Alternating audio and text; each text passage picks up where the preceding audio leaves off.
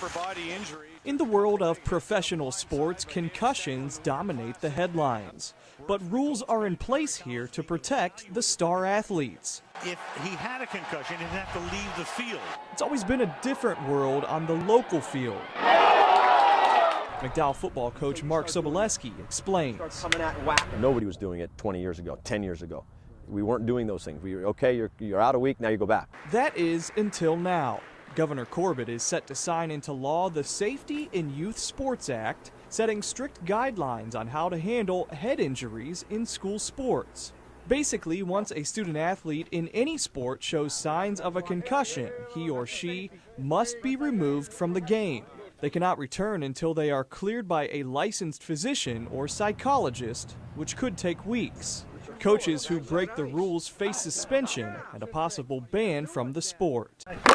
It almost makes you scared in my position, because if you miss something, now I'm liable to a point of, for that kid. So we've got to be extra studious, and we've got to pay extra attention to the symptoms. Now, under this soon-to-be law, the first sign of a concussion or a traumatic brain injury will guarantee any player a spot right here on the bench. It might affect their team if they do lose a player, but in the long run, it's good for the kids, and that's what the coach should be thinking about. Kitts has been out of action for McDowell after a helmet-to-helmet collision 2 weeks ago. The trainers handled that injury the right way.